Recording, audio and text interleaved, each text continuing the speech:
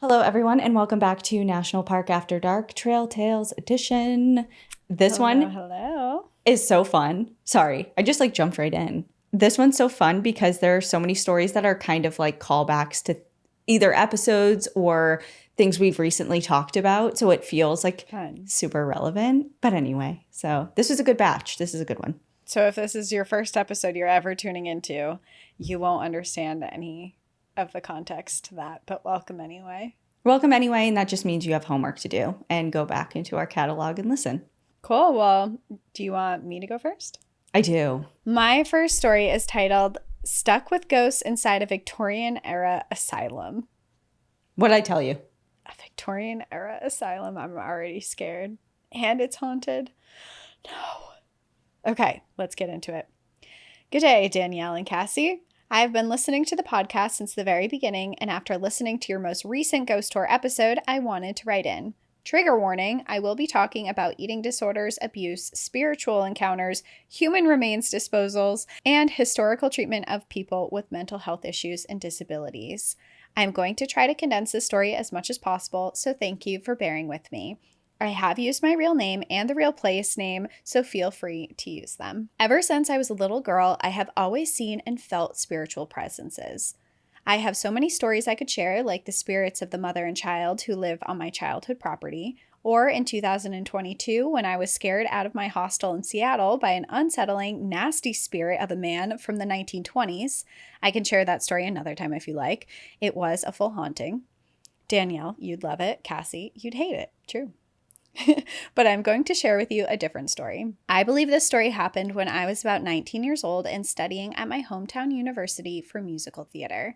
I was a very different person to the person who I am today, and I struggled deeply with eating disorders, undiagnosed ADHD, and was also being badly bullied by my peers and teachers at the university. Our year level was putting on an opera set in a lunatic asylum in the Victorian era. The area I grew up in is rich in culture of the mining boom of the Australian Victorian era, and conveniently, for the director of our opera, we had access to a genuine Victorian era lunatic asylum located only 1 hour away from our university. Airedale Lunatic Asylum. If you know anything about acting students, they love to be dramatically artsy, so when it was suggested that we take a road trip to take promotional photos, most people in the cast jumped at the chance. My witchy ass, however, knew it wasn't going to be as fun as everyone thought it was going to be. Our group ended up going on a private tour so we could take photos and learn more about the history of the place. I immediately started hearing whispers of things that weren't there. Once I began hearing voices, I refused to partake in the photos that were supposed to be taken as I didn't want to disrespect the unrested residents of the asylum. I tried my best to ignore the voices as we continued the tour until we got to a large building that was said to be the nurses' quarters in the 1980s and the 1990s. A brief bit of history, Airedale Lunatic Asylum was used up until 1996 when Australia finally passed the Deinstitutionalisation Act, allowing people with disabilities to be allowed to live freely from psychiatric institutions. There are people alive today who lived in Airedale Asylum and who still live in the nearby town. Something within me shifted and I immediately felt dizzy and nauseous. Next thing I knew, I was running into the bushes and vomiting my guts out. I was really annoyed at myself that I could potentially be giving more ammunition to the bullies in my course, so I had some water and kept on. The guide took us through the nurses' quarters and my dizziness and nausea only increased. The guide, who is also a student at our university, stopped us dramatically in the center of the corridor to tell us what the quarters were built on. Prior to the 1980s, the grounds where the building stood was a burn pit. A fucking burn pit. We were standing on a site where hundreds, if not thousands, of people's remains were desecrated. No wonder the whole room sounded angry. The next section we went into was the operating suite. And oh boy, someone did not want us in there. Up until this point, a lot of my fellow cast members thought I was being chicken, but this room was different. Multiple people immediately mentioned how the back of the room was significantly colder than the rest of the room and the adjoining hallways. One girl, I'll call her Addie, asked me to come outside with her as she was feeling faint. Addie said she had felt as though someone was pushing on her shoulders and chest, like a bear hug, and wanted to go for a walk. When we rounded a corner of the building, I saw a figure. He was inhumanly skinny, like the photos from World War II concentration camps, and was wearing a loose white nightgown. I ignored the man. I can't remember if Addie said anything about the man, but I do remember her saying she felt like we were being watched. We then rejoined our group, and I saw many more spirits, including a little boy playing in the children's ward, 2 women, and a Chinese man. I also believe I may have brought back a spirit with me, as I had a series of strange occurrences happen for 2 months after the trip, but I feel like the story has gone on for long enough. While Aradale is not a national park, it is a national heritage site. I don't know if it's too much of a stretch, Danielle, but I'm sure you'd be very interested in the history of the Victorian Gold Rush in the 1850s. I ended up working in a Victorian interactive museum after this. I will attach a photo of my costume so Danielle gets her Victorian dress fix. To end this on a more positive note, NPAD has literally changed my life. You two helped me get into hiking, which in turn helped me to leave an abusive relationship during COVID lockdowns in 2020. You ladies also helped me leave a job I hated to become a qualified outdoor educational guide, and I am also back at university studying to become an environmental biology and science teacher. I'm currently saving to one day come on one of your trips, but if you ever find yourself in Australia, I would be more than happy to be your local guide for hiking, rock climbing, or ecology. Thank you for being you, Erin. Erin, you got everything going on. You got the Victorian thing, you got the wilderness and outdoor thing. Well-rounded. And you can see ghosts. You see the ghosts, you hear the ghosts. Man. And you, just the way you told the story, it feels like you're very accustomed to seeing these things. You're like, yeah, I saw someone, but I didn't mention it. Yeah, and also not just someone once. You're like every room. There was a different apparition or feeling or whatever. Like, I'm lucky if I even get one. Yeah, I've never seen anything. Me neither. I've had like experiences, but I've never that's false. seen. That is false. You have seen. Yeah, I have. But not in this like context. I haven't gone to a notably haunted location and seen something. Apparitions, yeah. Yeah. Yeah, it reminded me a lot, and I think obviously it's because she's writing from Australia, but the Sydney Harbour episode I did about the quarantine station, it reminded me a lot of that episode. Yeah. Cool. Thank you, Well, Erin. thank you. Yeah, thank you, Erin, for writing in, and stoked to hear that we inspired a lot of your new adventures. And the costume is fabulous, and I can't wait to post a photo of it because I had a real missed opportunity not being in theater and being able to do that. Like, and tell your classmates if they're still bullying you to cut it out, or else. Yeah. What people are still bullying in 2025? Yeah. We'll bully. I'll bully a bully. Yeah. Happily. Give me their names. Actually, yeah, just a first name, and somehow Cassie will be able to find them. It's true. And their IP addresses somehow. Yeah. Okay. Try me.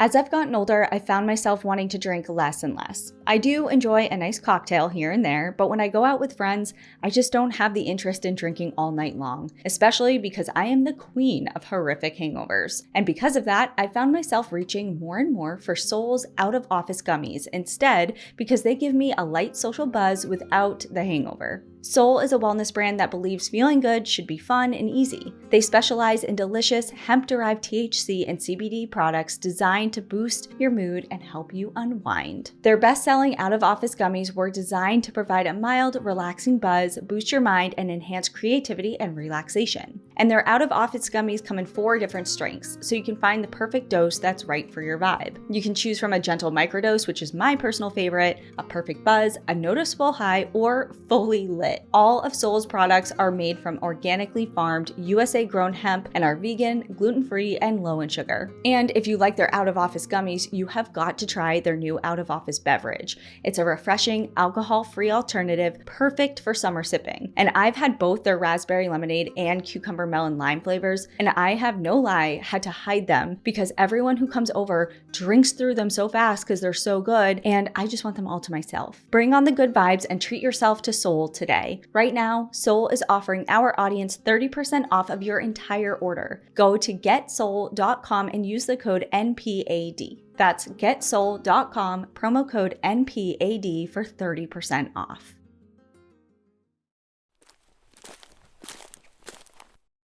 So my first story is titled, I Got Schmacked at Radium Hot Springs. Schmacked. That's right. Oh no.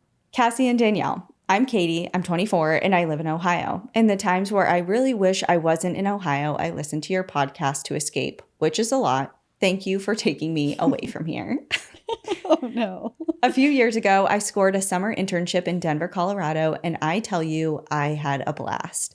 I visited national parks almost every weekend and unlocked my love for adventure. At the end of the summer, I had my hometown friends visit me for a weekend. I was very excited to let them in on the experience, so I planned to take them to Radium Hot Springs. After a 2-hour drive, one of my lactose intolerant friends, whom had ice cream the day before, started us off strong with a bathroom emergency. I love lactose intolerant people because they're all like, it's fine. It's like, it's worth it. Every single person's like, what? It's either cheese or ice cream that they're willing to just put their lives on the line for. Yeah. And we all know someone who's lactose intolerant. You either are the person or you know the person. And every time there's an opportunity, there's always a moment where they're like, what am I doing later? Right. I'm am free. I in close proximity to a restroom? It's like, am I busy later? Can I eat this? And they never have the pills because aren't there pills you can take like preemptively? I think so. I'm not lactose intolerant, so I'm not super familiar. But. Yeah, we know the lactose intolerant people. We are not them. But I'm pretty sure there are pills and tablets you can take, like if you plan to go out for ice cream or have a pizza later or something that helps lessen the severity. I don't know much about it, but this person did not have those. This is not a super populated spot, so there were no toilets available at the trailhead.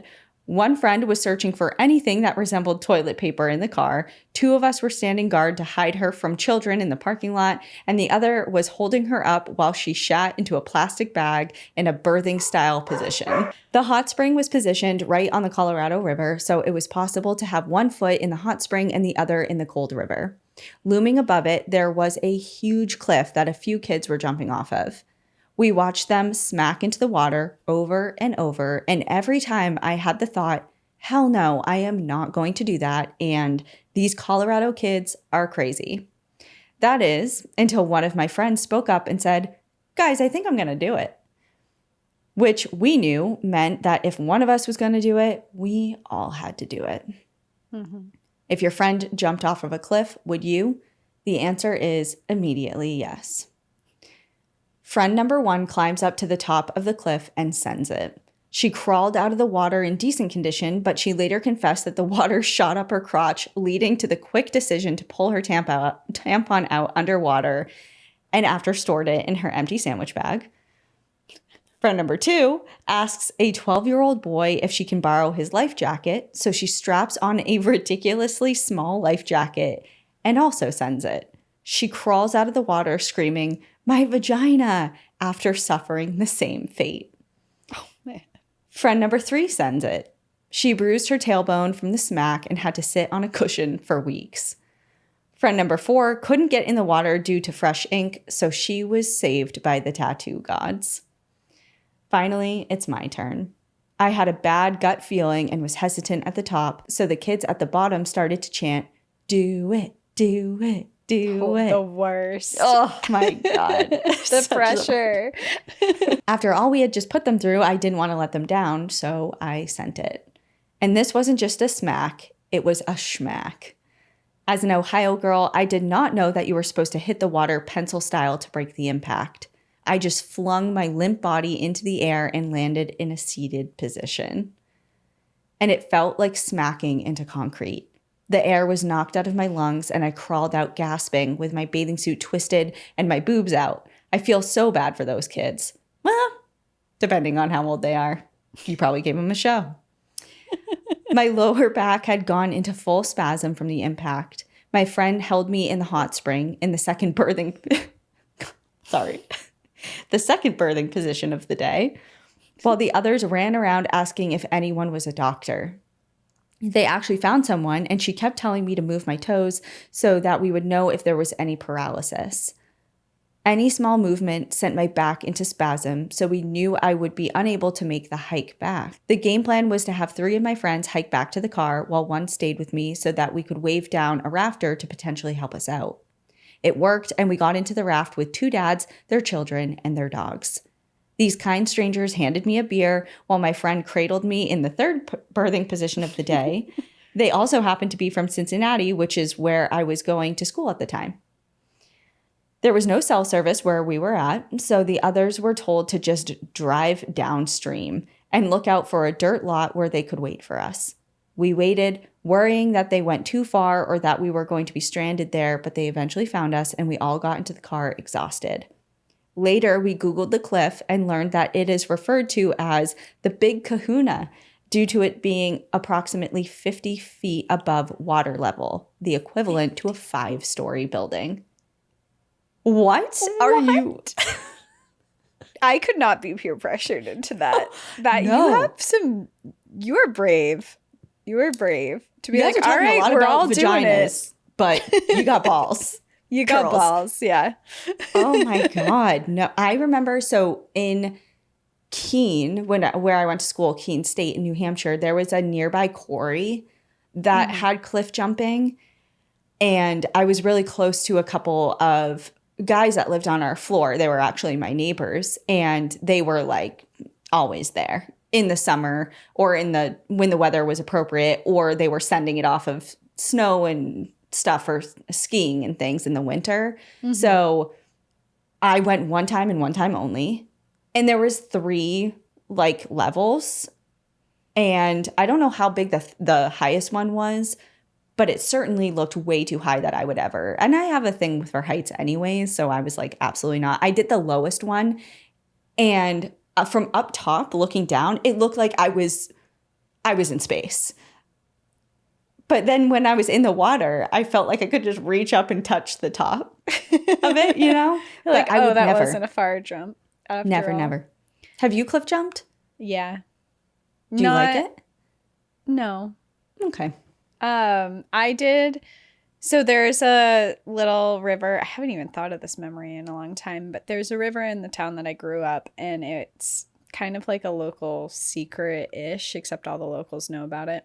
But if you're coming from out of town, you would have no idea where it was. And we would go after school because it was within walking distance of our school. So especially during the summertime, as school is like letting out right before we would walk there after school.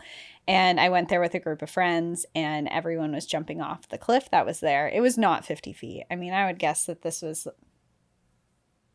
maybe 15, 20 feet. Like, it was definitely a jump.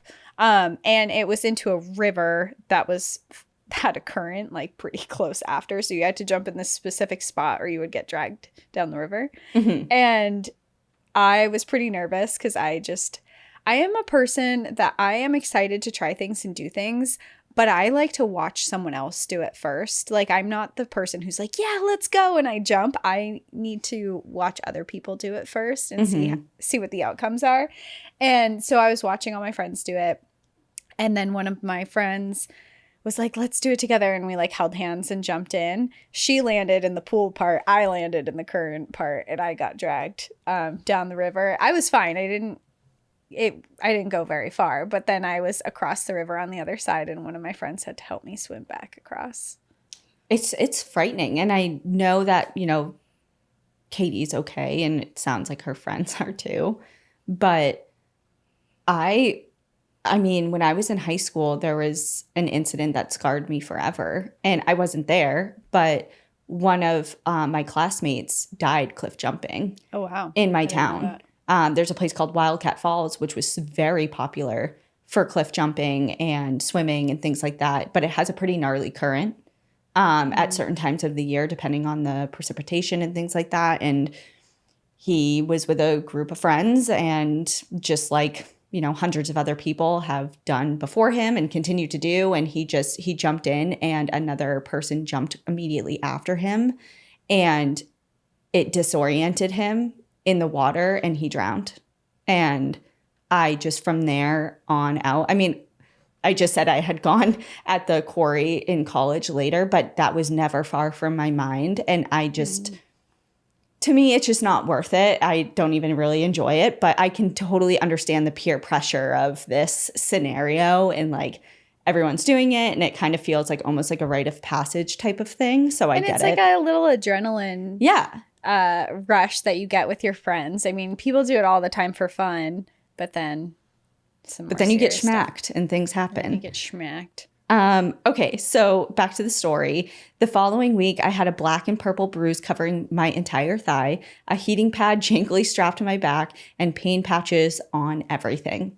Back in Ohio, I did 4 months of PT twice a week, and the pain slowly faded. Oh no, you need PT with it too. Okay, so this is no small thing. Yeah, this is a pretty significant injury. Yes. Months later, one of my friends was in a university class and told someone next to her about our day at Radium Springs.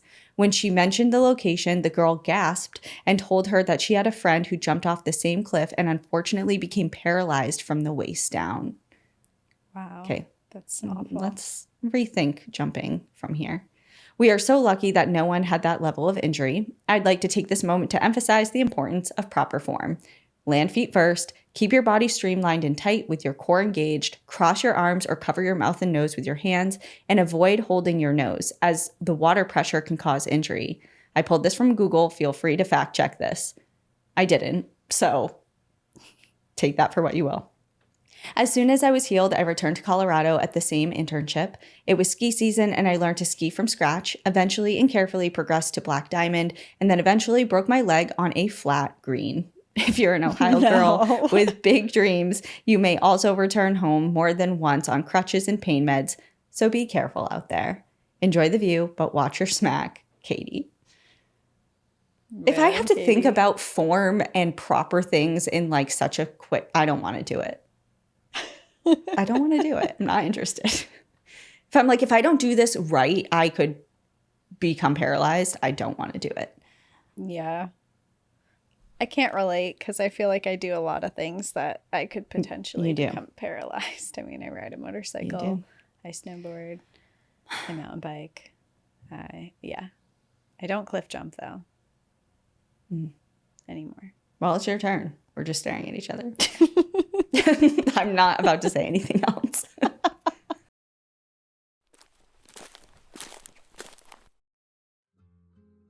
Hey, just a quick little reminder. You know that doctor's appointment you were supposed to make a while ago? That one you meant to book but completely got sidetracked and spaced it? It's time to get that done. Oh my God, who said that?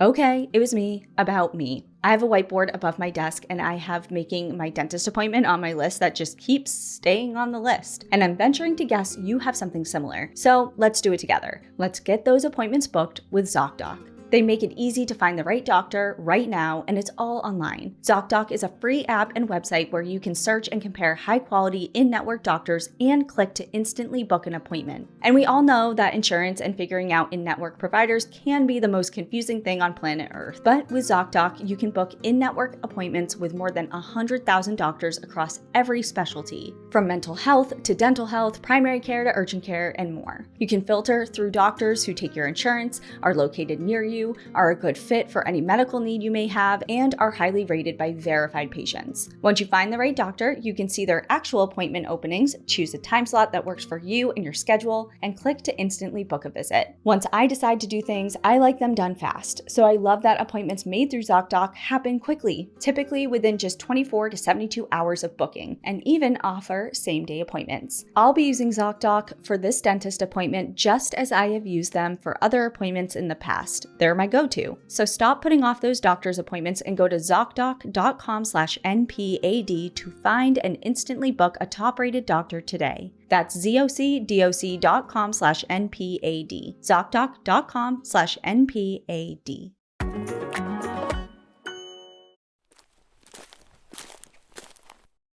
Okay, my next story is titled Sneaky Quick Salt and Surreptitious Stares from Strangers. Hi, gorgeous gals. Megan here. She, her. Big fan of the pod and you both, but I'll keep the gushing to a minimum to keep this story shortish. A giant challenge for me. So my story takes place in Death Valley National Park. I visited a few times in the late spring and summer, but last spring, March 2024, I had the amazing opportunity to visit while Lake Manly was making a very rare appearance. Lake Manly is a remnant of a prehistoric lake that existed in Death Valley thousands of years ago. Nowadays, the location where the lake used to be is Badwater Basin, a giant salt flat and the lowest point in northern America. I've been there recently, actually. I've visited to see the flat before, and it's an absolutely gorgeous sight.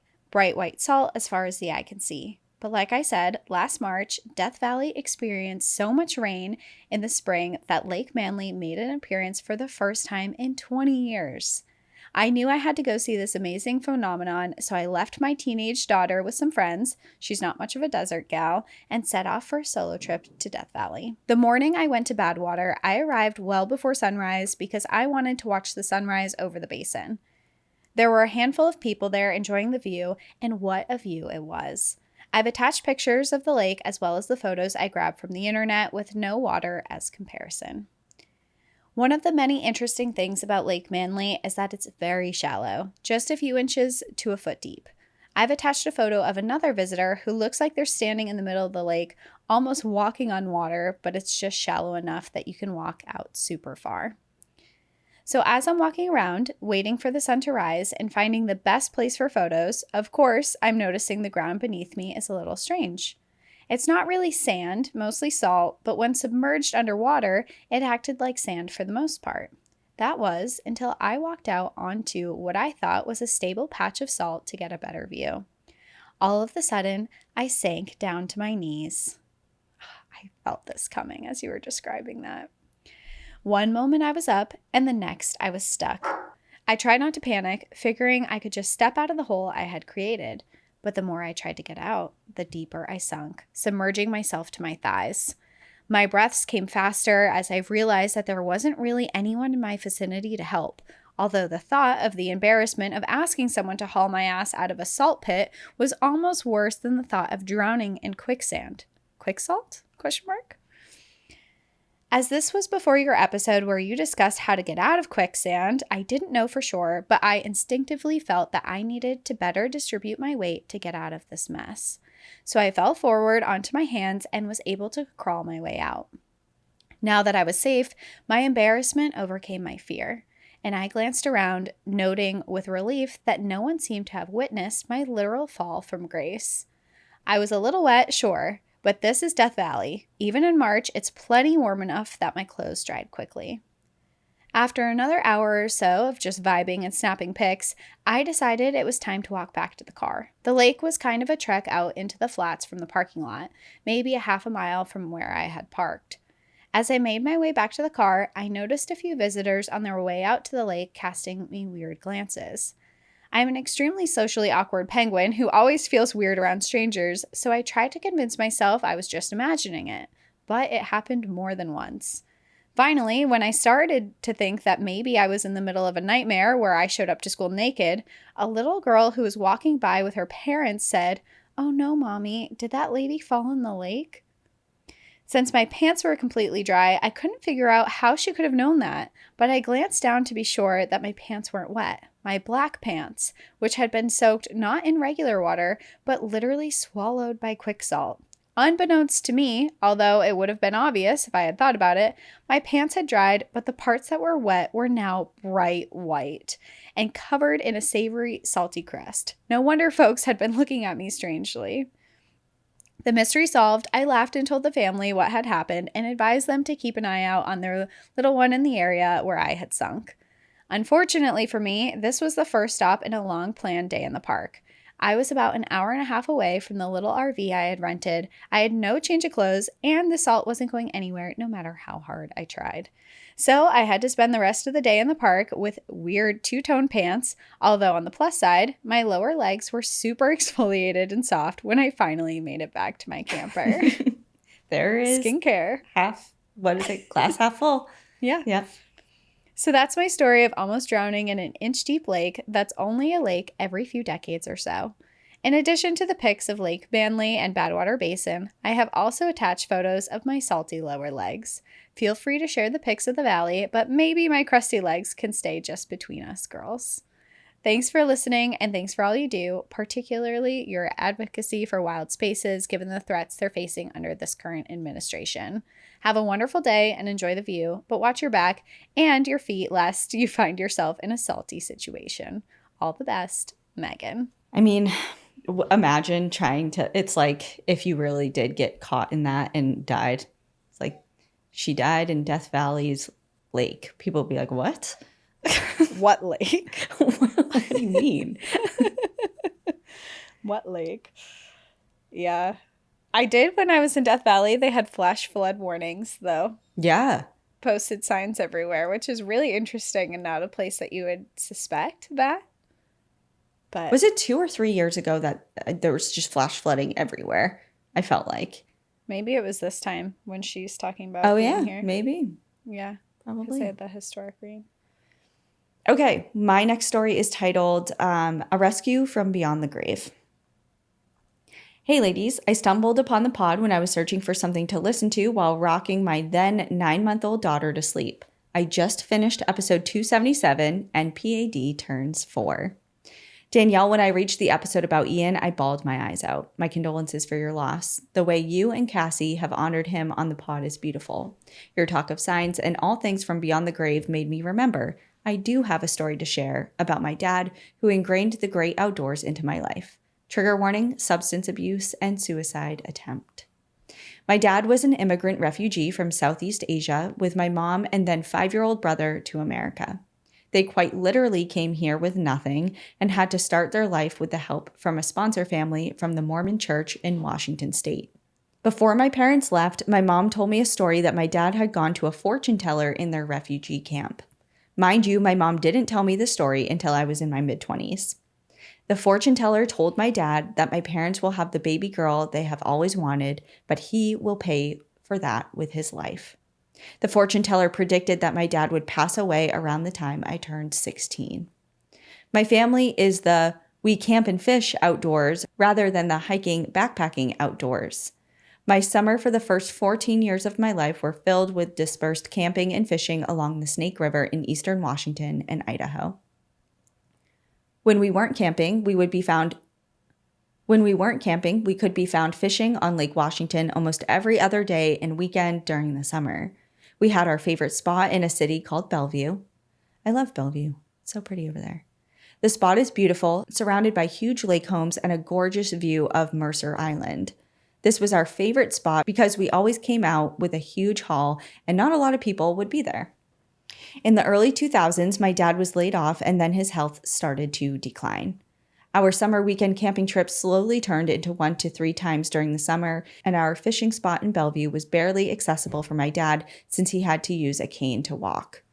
In 2005, my dad and I managed to do one last fishing trip together. Unfortunately, in April of 2007, he was rushed to the ED, the emergency department, and after a month of being in a coma in the ICU, we were told that we had to take him off of life support. My dad passed away May 20th, surrounded by my brother, myself, and our close family friends. We celebrated my 16th birthday 8 days later, but it was one of the worst birthdays of my life. The weeks after were blurred. We had a very traditional Laotian funeral for my dad. I vividly recall after we walked his casket to where he would be cremated, a white butterfly flew over me. Fast forward to the late 2008s, early 2010s, I had struggled with substance abuse and alcohol after I had started dating a terrible guy. I hadn't properly processed my dad's passing and had zero emotional support from my family, so I had turned to substances. I also wanted to mention that depression and self-harm was something I struggled with for a very long time. I struggled with my identity as a second-generation Asian American and having a very strict conservative immigrant parents. Feelings and showing emotion was not a welcome thing in our home. I accidentally overdosed one night in 2012. I had drifted off and I don't know how long I was out. I vividly recall having a dream that I was drowning, but in a familiar lake. In my dream, I made the connection that I was drowning in Lake Washington and realized that it was the park that my dad and I had last gone fishing at together. As I was drowning, I saw my brother's boat floating towards me. At this point in my dream, I'm underwater but can still see above me. The boat is now near me, and I see a man yelling over the side of the boat. I made the connection that this man was my dad. He threw over a life buoy towards me, and I remember grabbing it. As my head went above the water, I woke up from my dream and vomited. It's been 13 years since that moment. My dad truly saved my life from beyond the grave. I truly believe that he was trying to let me know that it was not my time yet and that I had a lot more to live for, and he was right. While I did drop out of college, I still found a fulfilling career in oncology healthcare. I eloped with my best friend, and we have an almost 1-year-old daughter. I have an amazing village of friends, and my true love of hiking started in 2017. Your podcast has inspired me to get outside again, and I am wanting to share this with my daughter. I'm planning on taking her and my nephew to Mount Rainier National Park this summer. My dad will send me signs that he's around.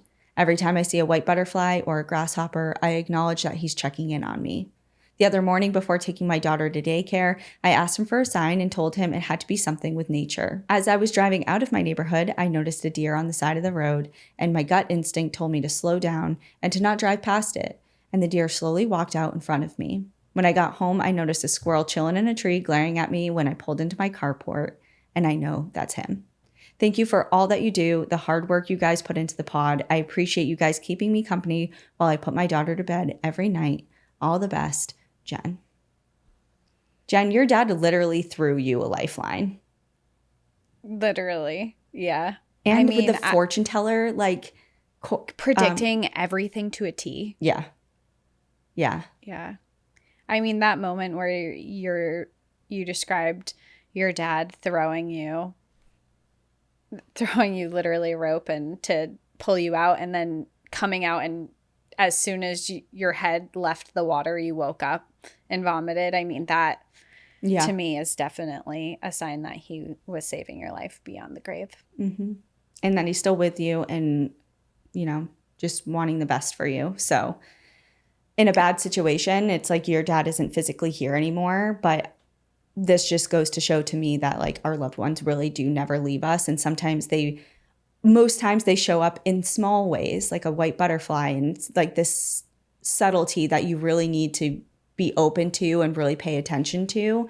But other times it couldn't be more clear and more in your face. And you illustrated both in this story. So thank you so much for sharing that. Yes. All right. My next story is titled, "The Time I Went to Joshua Tree, Found God, Got Lost, and Almost Died in That Order." Hi there. I've only recently started listening to your show, but I immediately became obsessed. After I listened to one of your episodes, I usually info dump the entire plotline to my partner because you always pick such engaging stories. My trail tale takes place in October 2019. I was feeling burnt out and dissatisfied from my accounting job and was also still processing a difficult breakup from earlier in the year.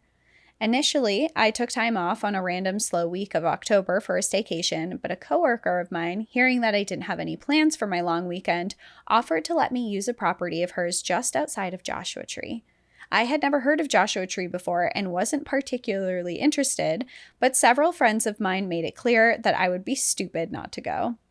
I figured going on a trip might help clear my head. Because it was last minute, I drove to Joshua Tree by myself. This was the first time I'd ever gone on vacation completely alone. At first, it was liberating. I had plenty of time to reflect and go at my own pace. On my drive down, I impulsively decided to stop at Yosemite since I'd never been there before either. The detour added about 3 hours to my drive, and I didn't get to the house until 2 a.m., but it was worth it. Not only was Yosemite gorgeous, but I also passed through a tiny town in the middle of the woods that had an accounting firm. It felt like a sign that I could do my job anywhere, and I didn't have to feel stuck with my current one. I saw all the major sites all over Joshua Tree. Later in the day, I was hiking around the oasis of Mara and sat down on a boulder to enjoy the peaceful silence. I looked around the flowing landscape, imagining the millions of years of history shaping these rocks, and felt connected to the universe. I felt like God was in everything, from pleasant and unpleasant things, including my grief and frustration. The meaning of life, for me at least, must be to try to understand God by understanding myself, other people, and the world around me. I figured if God is everywhere and there's no way to know for sure what happens in the afterlife, then heaven is a privilege of being alive. Just to clarify, I was not high, nor am I a super religious person, but after that trip, I started to believe there is a particular beauty to the national parks that can bring on spiritual musings even while completely sober. Eventually, I realized it was 4 p.m. and I should start to head back before the sunset, but the trails were not clearly marked and I got confused. I found a sign that I thought was pointing to the parking lot, but I must have misread it because it led me to a drop-off that was about 10 feet high. After deliberating, I decided to jump down. I landed in a pile of sand, so I wasn't hurt, but when I realized how long my fall was, I knew that I had made a mistake. There was no way back up that rock. I tried to deny being lost despite the red flags. No one crossed my path, nothing looked familiar, the gravel on the trail was completely undisturbed, and flocks of quail would fly out of the bushes as I passed as if they had never seen a person all day. It wasn't until I had been walking for about an hour when I hit a dead end. Even though my phone had no service, the blue dot on my Maps app still showed my location. According to my phone, I was right next to the parking lot, but I had to climb a steep 100-foot tall pile of rocks in order to get there. I have no experience with rock climbing or bouldering. I had to decide quickly. Once the sun set, predators would come out and I wouldn't be able to see my path. There was no way I could retrace my steps and get to my car before it got dark, so the shortest route was up. I tried to grab and step on the most stable rocks, but I climbed in fear that one wrong move might lead to a rock slide that would surely injure me. I couldn't call for help, and no one knew where I was. All the while, I wasn't sure if my phone's directions were accurate, and I would get to the top of the hill only to find more wilderness. Luckily, I made it to the top, and I could see the parking lot and my car in the distance. I screamed and celebrated, taking photos of the long route up. Now I had to go downhill, and this side was covered in cacti. Somehow, pattern recognition kicked in overdrive, and I was able to find a cacti-free path. It would be windy, indirect, and slow, but at least it was safe. When I finally reached the bottom on flat ground right by the parking lot, I saw a sign saying that the area I was just walking in was closed because the soil was contaminated with heavy metals like arsenic, lead, and cobalt. Don't worry, I didn't get poisoned, but damn, at that point, as the sun was setting, I just wanted to rush home and take a shower. On top of my reflections about the nature of the universe, this trip was when I decided to quit my job so I could travel. The overwhelming beauty and proximity to danger made me realize there was so much more to life than being stuck behind a desk with an incompetent, demanding, and micromanaging boss. We feel that. Well, hell yeah. I'm glad I quit when I did too, because I was able to visit 4 different major cities I'd always wanted to see right before the shutdown at the start of the pandemic. As healing as it was to go on this trip alone, ultimately, I prefer traveling with loved ones. It's both more enjoyable and safer. Now I don't hike alone without a walkie-talkie, so I can contact someone in an emergency, and I always let someone know where I'm going beforehand. I lucked out this time, but there are so many ways my one mistake could have gone wrong, and I could have ended up as a story on your podcast. I'm happy I got the chance to keep living after rediscovering my love for life. Thanks for letting me share. I attached a few photos from the top of the hill I climbed in case you're interested. Enjoy the view, but follow the trails. Kaz. I mean, it's hard. A Joshua Tree especially is so hard, especially because we were just there. Those trails are difficult to follow. Yeah, they are. And it's just, a lot of it is just rock. It's just rock and open space and sand that's just like winding around. And you can kind of see like where people's footprints and stuff are. But again, like, do you really want to trust just going on that? Like, I can understand how getting turned around so easily, especially in somewhere in Joshua Tree, is to do. But I also appreciated the like finding like not even finding spirituality, but just like considering it and pondering it, because again, especially in somewhere like Joshua Tree, where I think that's such a theme, so many people go there for that exact reason or find and discover an experience like that while they're there. There's something about Joshua Tree that makes that just something that so many people stumble upon or intentionally seek out. Yeah, there's a different energy in Joshua Tree that brings that out, that can be found in other places as well, but just feels stronger there for some reason. Yeah, I know. Okay. Well, my last story is titled The Stinky Ghost. So I feel like we're Stinky ghost. going somewhere else. Hi, ladies. Longtime listener, first time writing in. Before diving into my story, I wanted to share my thanks to you both for creating my hands down favorite podcast. I frequently make the 2-hour commute between LA and San Diego, and so I listen to a lot of podcasts. I stumbled upon your show very early on. I think it was the second episode, and have been hooked ever since. Wow. Second episode is, you're a real one. I love tuning in every single week, and I'm always rooting for you both through life's hardships and good times. I think I can speak for all of your longtime listeners when I say thank you for all the incredible stories and hours of entertainment. Never stop. I had to write in today after listening to your episode on America's Oldest Ghost Tour, but my story is not about Harper's Ferry. Rather, your recent ghost tour in Old Town San Diego, because I have taken that exact same tour. No. Having grown up on Scooby-Doo and Nancy Drew, my siblings and I love ghost tours. Every new city we visit together, we try and hop on one. They're not expensive. Sometimes they're even free. And to be perfectly honest, I learn more about the local history from ghost tours than many professional tours. The guides are always so passionate and knowledgeable and keep you engaged with tales from regions beyond. From killers on the cobblestone streets of Rome to the haunted red light district of Skagway, Alaska, we've gone worldwide in our quest for spooky stories. Anyway, I'm from San Diego and have been on several Old Town ghost tours. As soon as you described your recent guide, wearing regular clothes, deadpan delivery, lots of personal ghost sightings with no historical context, telling you to reach out to pet a ghost boy, I realize I've been on that same exact ghost tour.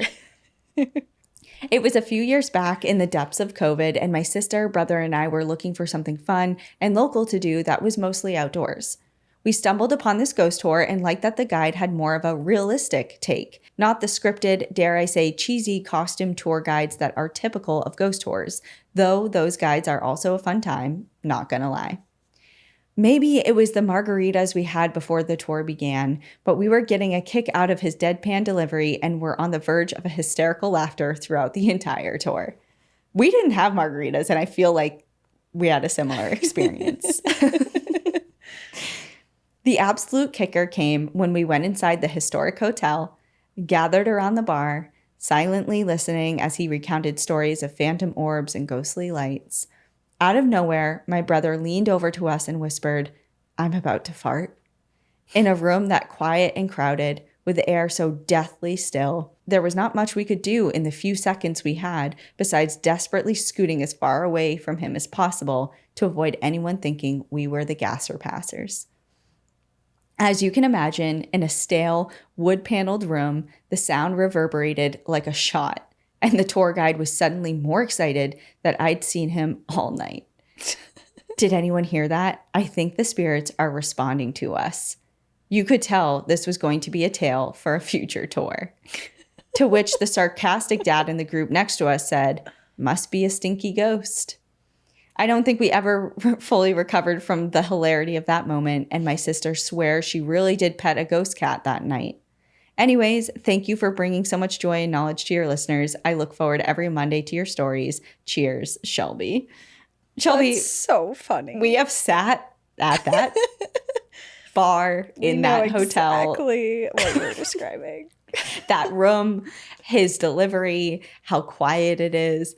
And yeah, oh God, I could just see ourselves in it. He didn't tell us that story though, so. He didn't. It didn't did make not. it to our tour, but maybe others he tells it in. It has been years. It has been years, yeah. But oh my God, I'm so happy that somebody knows I don't even know the word for it, strife, the anguish, the hilarity, the weirdness of that experience. Yeah. And I feel like I'm not shaming him. It's just was so unique. It was unique, that is for sure. It was memorable. We'll never forget that tour. Right. I'll never forget it. I wish I knew more. Like, I wish I retained more knowledge about Old Town San Diego and not just that person. But like, I could barely even tell you other than the Cosmopolitan Hotel, that was a stop on that tour, the only reason I know the name of that building is because we stayed in it separately. Yeah. Like, I wouldn't have known I don't know any of the other buildings that we stopped at. Do What you? they were, what they used to be used for, what they're used for now. Yeah. He's like, oh, why the they're Whaley House, I guess. haunted. Yeah. Well, that was it for my regular. Are you done? Yeah, I'm done too. Oh. But I do have one. I do have a bonus one if you're on Patreon or Apple subscriptions. So we both have some bonus stories for you. So the episode doesn't have to end now. If you want to head over there and hang out with us. Mine is titled Emergency Landing in Antarctica. And mine is titled Kentucky Cobras. Oh. All right. Well, we'll see you all over there. But if not, that's okay. And in the meantime, enjoy the That view. was so sad. It's all right, I guess. It's okay if you don't want to be there. But It's fine. really, it's all, We're not hurt at all. not even a little bit. Doesn't upset us. I won't even think about it again. Enjoy the view. But watch your back. Thank you for joining us again this week. If you have a trail tale of your own you'd like to share, you can write to us at npadstories@gmail.com or visit our website at npadpodcast.com. Bonus trail tales and content are available to Patreon members and Apple subscribers. Follow the show on Instagram, TikTok, Facebook, and X at National Park After Dark. And if you prefer to watch our episodes, you can find us on YouTube at National Park After Dark. And as always, if you enjoyed the show, please take a moment to rate, review, and subscribe wherever you listen to podcasts.